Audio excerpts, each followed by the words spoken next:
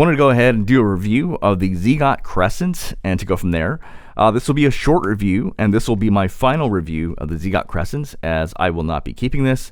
I actually don't like the sound of this, but what I'm going to do is this will also be a very quick review, because I think I have a pretty good grasp of what this sounds like. Let me go ahead and first put the notes on the screen, so the notes will be there, so you can just look at that and get a sense of what this sounds like. Okay, so let me describe what this sounds like. What this is a V-shaped IEM, but the problem is that vocals sound actually a little bit thinner. So male vocals sound a little bit thinner, female vocals sound a little bit thinner.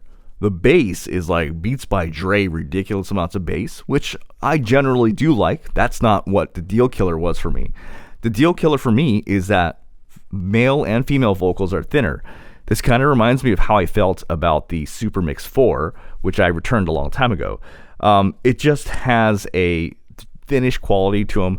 You gotta remember, this is around like $299 or so, and so in my opinion, I'm going to bring some IEMs that are better than this.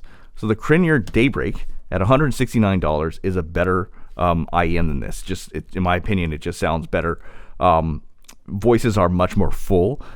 It still has that V-shaped sort of tonality to it, although it's much more natural sounding, so this is better. I would say the Cadenza 4 at literally $280 or so, which is a little bit cheaper, destroys this out of the fucking park. Like, get out of fucking town. Okay, so this does the V-shaped sort of thing better, and vocals sound much more natural and full here. Another one I would say is the Defiant at $80. This is a better IEM than this. Kind of has that V-shaped tonality, but this is a much more natural sound, in my opinion, compared to this. This is just very bright slanting. And then I would say the Swan NV is a better value for this as well. Or now the Hype 4, I think can be a little bit divisive or divisive, whatever. But it's around the same price. And I would actually say, if I had to choose, this is better than the Crescent at the same price. So basically, the problem I have is that vocals sound like they're going through an MKH416. The MKH416 is a V-shaped sort of microphone. Basically, the treble side is a little bit sharper, and now this doesn't sound sibilant.